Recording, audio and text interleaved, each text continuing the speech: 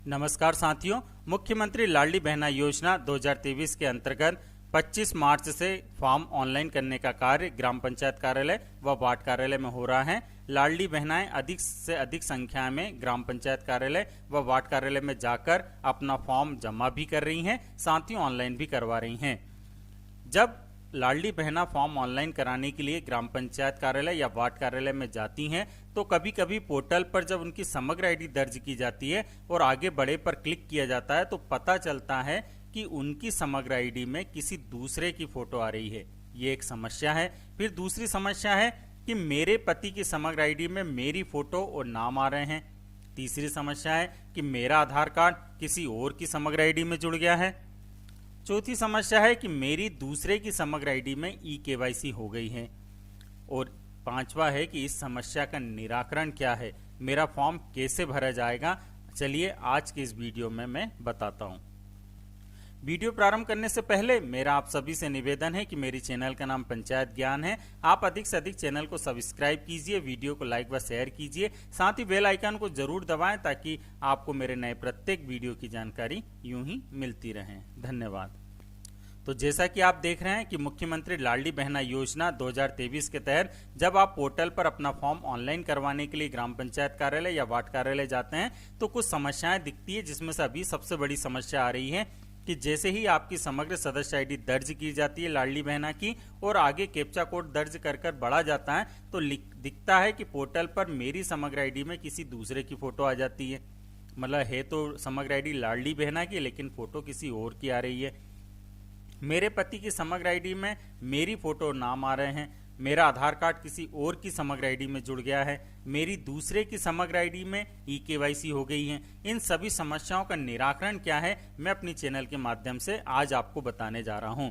मैंने पूर्व में भी पोर्टल पर जितनी भी समस्याएं आई हैं उन सभी समस्याओं का निराकरण अपने चैनल के माध्यम से आपको बताया है। आज भी मैं इस समस्या का निराकरण अपनी चैनल के माध्यम से आप लोगों को बताने जा रहा हूं। तो चलिए मैं अपना वीडियो प्रारंभ करता हूं। तो चलिए, मैंने एसपीआर पोर्टल पर मैं लॉगिन हो चुका हूं। मैं आपको पूर्व में भी बता चुका हूं कि एसपीआर पोर्टल पर लॉगिन ग्राम पंचायत या वार्ड कार्यालय के अधिकारी कर्मचारी ही उनकी यूजर आईडी व पासवर्ड से हो सकते हैं। तो मैं एसपीआर पोर्टल पर लॉगिन हो चुका हूं। अब इन बिंदुओं पर मैं क्लिक करूंगा। जैसे मैंने क्लिक किया, आप देख रहे हैं यहाँ पर कर्मचारी प्रबंधन प्रणाली, सेटिंग है, सिक्योरिटी सेंटर है, परिवार पंजीयन एवं प्रबंधन है और सदस्य पंजीयन एवं प्रबंधन है। तो मैं इस पर क्लिक करता हूं। जैसे मैंने क्लिक किया, आप यहाँ देख सकते हैं होम आ रहा है, सर्च है, मेंबर प्रोफाइल है। मेंबर प्रोफाइल में mobile number, relation with head है, अपडेट नेम एंड सरनेम है, अपडेट फादर मदर नेम है, update father mother name special case है, update member as widow widower special case है, update gender है, update date of birth है, update marital status है और update spouse detail है। तो मैं आज इसमें अपडेट नेम एंड सरनेम पर क्लिक करता हूं। जैसे मैंने उस पर क्लिक किया, आप देख रहे हैं यहाँ पर होम आ गया है। यहाँ पर ऊपर अनुरोध दर्ज करे, अनुरोध निरस्त करे, इस प्रकार की जानकारी है। मुझे यहाँ पर पहला जो पॉइंट है, सदस्य का नाम, जेंडर, जन्म दिनांक, आधार, मोबाइल नंबर में संशोधन हेतु अनुरोध दर्ज करे पर क्लिक करना है, क्योंकि लाडली बहना का नाम, जेंडर, जन्म दिनांक, आधार, मोबाइल नंबर इनमें संशोधन करना ही होगा, तभी उनका फॉर्म ऑनलाइन भराएगा। तो चलिए मैं इस पर क्लिक करता हूं। साथ ही यदि लाडली बहना के पति का नाम की जगह लाडली बहना का नाम दिख रहा है, उनकी पत्नी का नाम दिख रहा है, तो भी यहीं पर ही क्लिक करना होगा। तो मैं यहां पर क्लिक करता हूं और क्या क्या मैं परिवर्तन करता हूं आप जरा ध्यान से देखिएगा। जैसे मैंने क्लिक किया, अब आप देख रहे हैं यहाँ पर registered request of change of member, यहाँ पर समग्र आईडी डालना है और समग्र आईडी को कंफर्म करना है। आधार नंबर, यदि update Aadhaar of the member करना है तो आधार नंबर यहाँ पर दर्ज करना है, फिर एक बार कंफर्म करना है और अपडेट आधार पर क्लिक करना है। यहाँ पर डेट ऑफ बर्थ भी चेंज कर सकते हैं हम। यहाँ लिखा update date of birth of member है तो डेट ऑफ बर्थ चेंज कर सकते हैं और कंफर्म करके फिर अपडेट डेट ऑफ बर्थ पे क्लिक करना है। उसके बाद जेंडर है, यहाँ पर अपडेट जेंडर ऑफ मेंबर लिखा है, जेंडर में सेलेक्ट कर सकते हैं और उसे कंफर्म करके अपडेट कर सकते हैं। फिर यहाँ पर अपडेट मोबाइल ऑफ मेंबर है तो मोबाइल नंबर भी हम चेंज कर सकते हैं। यहाँ पर अपडेट नेम ऑफ मेंबर है, न्यू फर्स्ट नेम, उनका फर्स्ट नेम कंफर्म करना है, लास्ट नेम डालना है, लास्ट नेम कंफर्म करना है, उनका न्यू फर्स्ट नेम हिंदी में दर्ज करना है, फिर कंफर्म फर्स्ट नेम हिंदी में फिर से करना है, उनका लास्ट नेम हिंदी में दर्ज करना है, फिर कंफर्म करना है, फिर अपडेट नेम करना है। तो यही वो जगह है जहां से हम समग्र आईडी में संशोधन कर सकते हैं और इसके बाद जो समस्याएं आ रही है उनका निराकरण हो जाएगा।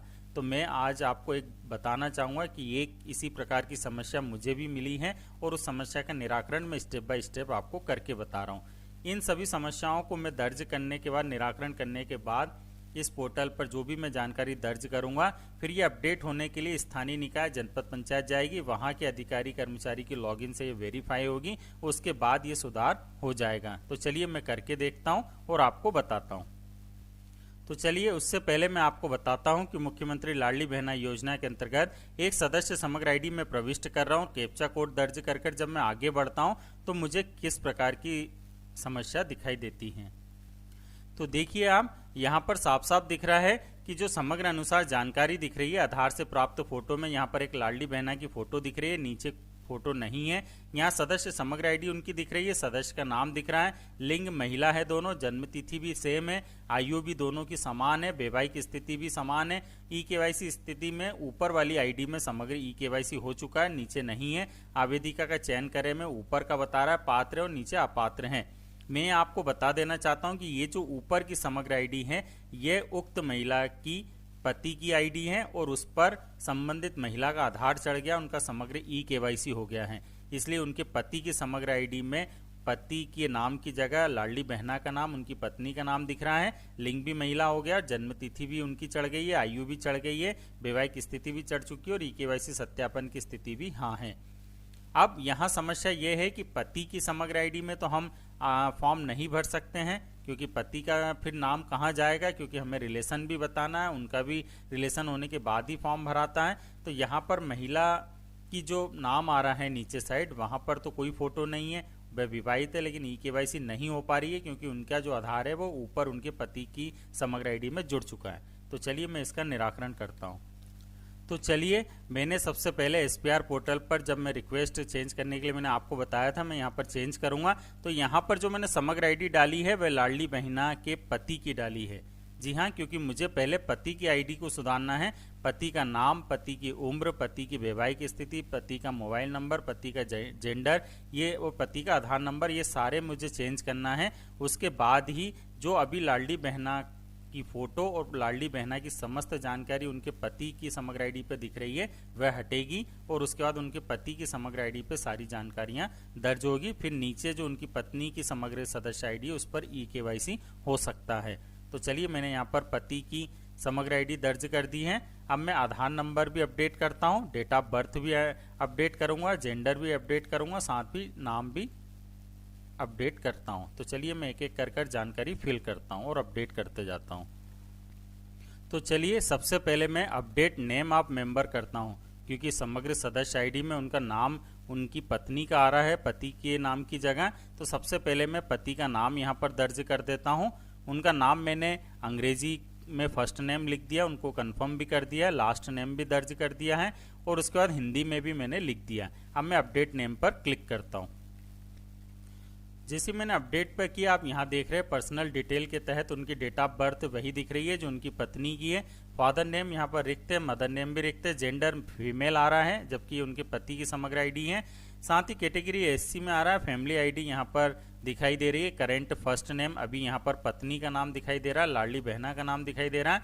उनका करेंट लास्ट नेम भी दिख रहा है। यहाँ पर करेंट फर्स्ट नेम जो है वह उनके पति का ही दिख रहा है हिंदी में, लेकिन इंग्लिश में जो नाम है वह उनकी पत्नी का दिख रहा है। तो यहाँ पर हमने जो परिवर्तन किया अपडेट नेम में, यहाँ पर न्यू फर्स्ट नेम मैंने फिर से उनके पति का डाल दिया, कंफर्म भी कर दिया, उनका लास्ट नेम भी कंफर्म कर दिया, हिंदी में भी मैंने परिवर्तित कर दिया है। अब उसके बाद अब मैं ये जो परिवर्तन कर रहा हूँ इसके लिए मुझे अपलोड डॉक्यूमेंट यहाँ पर दर्ज करना पड़ेगा। डॉक्यूमेंट टाइप है नाम संबंधित दस्तावेज, डॉक्यूमेंट नेम। मान लीजिए मैं यहाँ पर उनका आधार कार्ड यहाँ पर देख रहे हैं आप 10वीं कक्षा की अंक सूची भी लगा सकते हैं, आधार कार्ड लगा सकते हैं, मतदाता परिचय पत्र लगा सकते हैं, ration card, PAN card, passport, driving licence, शासकीय परिचय पत्र या सार्वजनिक क्षेत्र की इकाई द्वारा जारी परिचय पत्र, मेडिकल बोर्ड द्वारा जारी निःशक्तता का प्रमाण पत्र भी लगा सकते हैं। मैं यहाँ पर आधार कार्ड दर्ज कर रहा हूँ, तो मैंने आधार कार्ड को सेलेक्ट किया। उसके बाद डॉक्यूमेंट टाइटल जो है मैं यहाँ पर लिख देता हूँ कि ये आधार कार्ड है, मैंने यहाँ पर लिख दिया आधार कार्ड। उसके बाद मुझे फाइल को सेलेक्ट करना है, उसके लिए डॉक्यूमेंट साइज जो है वो should be less than 100 KB होना चाहिए। तो मैं यहाँ पर ब्राउज कर लेता हूँ और फाइल को सेलेक्ट कर लेता हूँ। साथ ही इशूड बाई जो है किसने इशू किया है, तो आप जानते हैं UIDAI आधार की साइट से किया गया है। उसके बाद जिस दिनांक को ये इशू हुआ है आधार कार्ड के हिसाब से मैं देखकर यहाँ पर डाल दूंगा। अभी मैं पहले ब्राउज कर लेता हूँ फाइल को। तो मैंने यहाँ पर आधार कार्ड सेलेक्ट किया था, डॉक्यूमेंट टाइटल में आधार कार्ड लिख दिया, उनकी जो साइज डॉक्यूमेंट फाइल थी उसके मैंने यहाँ पर ब्राउज करके लेकर आ गया हूँ 100 KB के अंदर।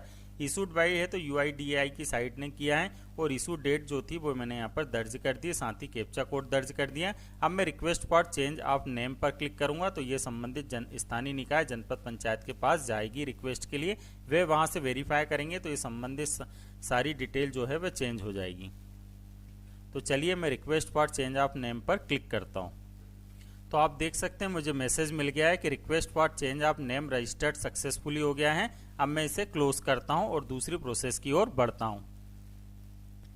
मैंने उनका नाम चेंज करने की रिक्वेस्ट डाल दी है। अब मैंने पुनः उनकी समग्र आईडी डाली है। अब मैं उनकी डेट ऑफ बर्थ चेंज कर देता हूं। तो चलिए मैं डेट ऑफ बर्थ चेंज कर रहा हूं। तो यहां मैंने उनकी डेट ऑफ बर्थ डाल दी है और कंफर्म भी कर दिया। मैं अपडेट डेट ऑफ बर्थ पर क्लिक करता हूं। तो चलिए अभी नाम वही उनकी पत्नी का ही दिख रहा है क्योंकि अभी मैंने अपडेट करा है उनका नाम। तो अभी रिक्वेस्ट जब अप्रूव होगी तब यहाँ पर नाम परिवर्तित होगा, लेकिन उससे पहले मैं उनकी जो करंट डेट ऑफ बर्थ उनकी पत्नी की दिख रही है मैं उसे current date of birth change कर देता हूँ। उसके बाद मुझे जन्म तिथि संबंधित दस्तावेज यहाँ लगाना है, तो मैं डॉक्यूमेंट में पुनः आधार कार्ड ही दर्ज करता हूँ। यहाँ पर आधार कार्ड को मैं सेलेक्ट करता हूँ डॉक्यूमेंट टाइटल में। ये जो फाइल है उसे मैं ब्राउज कर लेता हूँ। इशूड बाई में UIDAI है उसे मैं क्लिक कर लेता हूँ और इशू डेट जो है उनकी वह दर्ज कर देता हूँ। तो चलिए मैंने यहाँ पर फाइल को ब्राउज कर लिया है, साथ ही इशू डेट जो थी वो भी डाल दी है। अब मैंने यहाँ पर कैप्चा कोड भी दर्ज कर दिया। अब मैं request change of date of birth पर क्लिक करता हूँ। तो आप देख रहे हैं request of change of date of birth registered successfully, इसका भी मुझे मैसेज मिल गया है। अब मैं इसे क्लोज करता हूँ और आगे की प्रोसेस करता हूँ।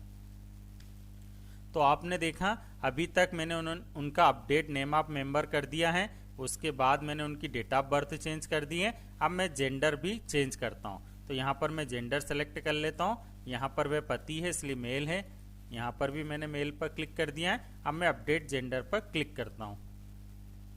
तो आप देख रहे हैं पर्सनल डिटेल में अभी भी उनकी पत्नी का ही नाम आ रहा है, डेट ऑफ बर्थ भी अभी वही आ रही क्योंकि मैंने रिक्वेस्ट भेजी है तो वह अप्रूव होगी, उसके बाद ये भी परिवर्तित हो जाएगा। तो मैं आज के इस वीडियो में सारी चीज़ें परिवर्तित कर रहा हूँ जिसके कारण उनका फॉर्म नहीं भरा पा रहा लाडली बहना का, क्योंकि उनकी फ़ोटो और उनकी समस्त जानकारी उनके पति की समग्र आईडी में दिख रही है। अब मैंने यहाँ पर देख रहे हैं आप करेंट जेंडर जो है वो फीमेल ही बता रहा था, मैंने अपडेट जेंडर में न्यू जेंडर में मेल कर दिया है। अब मुझे लिंक संबंधित दस्तावेज के लिए यहाँ पर सेलेक्ट करना है। मैं पुनः आधार कार्ड ही सेलेक्ट करूँगा, यहाँ पर आधार कार्ड ही लिखूँगा। साथ ही UIDAI के द्वारा ये जारी किया गया है। मैं यहाँ पर फाइल ब्राउज कर लेता हूँ और इशू डेट भी दर्ज कर देता हूँ। तो चलिए मैंने यहाँ पर है तो डॉक्यूमेंट को भी ब्राउज कर लिया है, साथ ही इशू डेट भी दर्ज कर दी है, कैप्चा कोड भी दर्ज कर दिया है। अब मैं रिक्वेस्ट चेंज ऑफ जेंडर पर क्लिक करता हूँ। तो आप देख सकते हैं मुझे यहाँ भी मैसेज मिल गया request of change of gender registered successfully. अब मैं इस पर क्लोज कर देता हूँ। अब मैं पुनः वहीं पर आया हूँ, यहाँ पर मैंने समग्र आईडी दर्ज कर दी थी। अब मैंने अभी तक डेट ऑफ बर्थ चेंज कर दिया, जेंडर चेंज कर दिया, first name update name of member भी कर दिया है। अब मुझे मोबाइल नंबर चेंज करने की कोई आवश्यकता नहीं है क्योंकि मोबाइल नंबर उनके पास एक ही है। अब मुझे सिर्फ यहाँ पर आधार नंबर और चेंज करना है, तो मैं यहाँ पर उनका नया आधार नंबर उनके पति का दर्ज कर देता हूँ। चलिए मैंने आधार नंबर उनका दर्ज कर दिया और कंफर्म भी कर दिया। अब मैं अपडेट आधार पर क्लिक करता हूं। तो तो आप देख रहे हैं अभी उनकी पर्सनल डिटेल के तहत नाम जो है वो लाडली बहना का ही आ रहा है, उसके बाद फीमेल ही जेंडर आ रहा है, साथ ही मोबाइल नंबर जो उनका वही है और आपका आधार उपलब्ध है ये लिखा आ रहा है, क्योंकि उनके पति पर लाडली बहना जो उनकी पत्नी है उनका आधार दर्ज हो चुका था। अब डेट ऑफ बर्थ भी पुरानी आ रही है, क्योंकि मैंने अभी सब चेंज आप रिक्वेस्ट करा, जैसे चेंज होगा उसके बाद भी मैं आपको वीडियो बना के बताऊंगा कि किस तरीके से चेंज हो जाता है। यहाँ पर मैंने अपडेट आधार नंबर पर नया आधार नंबर दर्ज कर दिया, साथ ही कंफर्म आधार नंबर पर भी दर्ज कर दिया है। तो चलिए यहाँ जो आधार की गाइडलाइन है उसे मैंने यहाँ पर पढ़ लिया है और उसे टिक कर दिया है। उसके बाद मैंने यहाँ पर कैप्चा कोड दर्ज कर दिया है। अब मैं request change of Aadhaar number पर क्लिक करता हूँ। जैसे मैं आगे बढ़ा, आप देख रहे हैं यहाँ पर लिखा है कि दिए गए आधार में पहले से पंजीकृत सदस्य, जी हाँ, उनकी परिवार आईडी दिख रही है, समग्र आईडी दिख रही है और नाम जो है उनकी पत्नी का दिख रहा है, लिंग भी फीमेल दिख रहा है, जन्म तिथि भी दिख रही है। तो यहाँ पर महत्वपूर्ण सूचना लिखी है कि कृपया आधार नंबर प्रविष्टि एवं सत्यापन सावधानी बरतें। और ये आधार की गाइडलाइन है, इसके तहत है तो 3 साल की कैद या 10,000 रुपये दोनों दंड का प्रावधान है। इसलिए सही ढंग से ही आप देख लें कि आधार नंबर आपने गलत दर्ज नहीं किया हो। तो मैंने उनके पति का जो आधार नंबर सही था वह दर्ज कर लिया है, और अभी जो पुरानी डिटेल आ रही है वह उनकी पत्नी की आ रही है, जिसे मैंने सभी को चेंज करके रिक्वेस्ट भेजी है जनपद पंचायत स्तर पर। अब मैं यहाँ पर कैप्चा कोड दर्ज करता हूँ और ये यहाँ पर जो लिखा है कि यह आधार पहले से पंजीकृत है, क्या दिया गया आधार आवेदक का, यह सुनिश्चित करने के उपरांत आप आधार बदलने का निवेदन कर सकते हैं। तो मैं यहाँ पर हाँ पर क्लिक करूंगा। तो मैंने इस प्रकार से उनका आधार नंबर भी चेंज कर दिया है। अब मैं इंतजार करूंगा कि जनपद पंचायत स्तर से इनका वेरिफिकेशन रिक्वेस्ट अप्रूव हो जाए। उसके बाद जब इनके पति की समग्र आईडी में पति की समस्त जानकारी दर्ज हो जाएगी, फिर नीचे जो उनकी महिला जो उनकी पत्नी है, जो लाडली बहना है, उनका फॉर्म बनना है, तो उन पर फिर मैं समग्र ई-केवाईसी करूंगा, जिससे उनका फॉर्म फिर भरा जाएगा और पति की जो समग्र आईडी है उस पर उनकी पति की ही जानकारी दिखाई देगी। जी हाँ, जनपद पंचायत से ये आईडी अप्रूव हो चुकी है। अब मैं आपको मुख्यमंत्री लाडली बहना योजना के पोर्टल पर लेकर आया हूं। मैं यहां पर सदस्य समग्र आईडी वही प्रविष्ट करूंगा जो मैंने वीडियो के प्रारंभ में किया था। अब मैं यहां पर 9 अंकों का समग्र सदस्य आईडी प्रविष्ट करता हूं, कैप्चा कोड दर्ज करता हूं और आगे की ओर बढ़ता हूं। तो आप देख रहे हैं मैंने यहां पर सदस्य समग्र आईडी प्रविष्ट कर दिए, कैप्चा कोड दर्ज कर दिया। अब मैं आगे बढ़े पर क्लिक करता हूं। जैसे मैं आगे बढ़े पर क्लिक किया, आप देख रहे हैं समग्र अनुसार जानकारी आधार से प्राप्त फोटो परिवर्तित हो चुकी है, हट चुकी है। यहां पर पहले पत्नी की फोटो दिखाई दे रही थी, साथ ही सदस्य समग्र आईडी तो वही है जो पति की है। सदस्य का नाम जो है पहले पत्नी का आ रहा था, पति का हो चुका है। लिंग जो पहले महिला लिखा आ रहा था पुरुष हो गया। जन्म तिथि भी परिवर्तित हो चुकी है, आयु भी परिवर्तित हो चुकी है। वैवाहिक स्थिति यथावत है क्योंकि विवाहित ही है वह। ई-केवाईसी सत्यापन स्थिति, क्योंकि उनका आधार चढ़ा दिया है इसलिए उनका यहाँ पर हाँ दिख रहा है, बाकी उनका समग्र ई-केवाईसी नहीं हुआ, क्योंकि समग्र ई-केवाईसी करते तो यहाँ फोटो दिखाई देती। साथ ही आवेदिका का चयन करें में अब ये हट चुके हैं, क्योंकि पहले यहाँ पात्र दिखा रहा था, अब यहाँ पर अपात्र हो गया क्योंकि वह पुरुष हो चुके हैं और सारी चीज यहाँ पर चेंज हो चुकी है। यहाँ पर नीचे की ओर जो था उनकी महिला की उनकी पत्नी की समग्र सदस्य आईडी है, उनका ही नाम है, उनका ही लिंग लिखा है, जन्मतिथि भी उनकी ही लिखी है, आयु भी लिखी है, विवाहित है वह। और अभी उनका ई-केवाईसी सत्यापन नहीं हुआ है, क्योंकि उनका जो ई-केवाईसी हुआ था वह उनकी पति की आईडी पर हो गया था। अब मैं पुनः है तो इन लाडली बहना की, इनकी पत्नी की समग्र ई-केवाईसी करूंगा और उसके बाद फिर उनका फॉर्म ऑनलाइन कर दूंगा। तो आज की इस वीडियो में आपने देखा कि यह जो आधार गलत समग्र आईडी पर चढ़ गया था, जिसके कारण लाडली बहना का फॉर्म नहीं भरा पा रहा था, उनके पति की आईडी पर, किसी की सासू माँ की आईडी पर लाडली बहना का समग्र ई-केवाईसी हो गया था। वह बहुत बड़ी समस्या थी, पूरे मध्य प्रदेश में समस्या का हल नहीं निकल पा रहा था। मैंने अपनी चैनल के माध्यम से इस समस्या का हल निकाल दिया है। मेरा आप सभी से निवेदन है कि आपके जितने भी ग्रुप हैं, आप उन ग्रुप में इस वीडियो को जरूर शेयर करें, ताकि जितनी भी लाडली बहनाएं इस समस्या से परेशान हैं उनका निराकरण हो जाए और साथ ही है तो वह अपना समग्र ई-केवाईसी करके अपना फॉर्म ऑनलाइन करवा सकें। तो आज की इस वीडियो में मैंने उस प्रॉब्लम को सॉल्व कर दिया है, जिसमें गलत आईडी में यदि समग्र ई-केवाईसी हो गई है, गलत आधार नंबर चढ़ गया है, तो उसका निराकरण कैसे होता है। इसी प्रकार के और वीडियो देखने के लिए आप मेरे चैनल को सब्सक्राइब कीजिए, वीडियो को लाइक व शेयर कीजिए, साथ ही बेल आइकन को जरूर दबाएं ताकि आपको मेरे नए प्रत्येक वीडियो की जानकारी यूं ही मिलती रहे। साथ ही यदि आपके कोई कमेंट है तो आप कमेंट बॉक्स में जरूर लिखिएगा। धन्यवाद।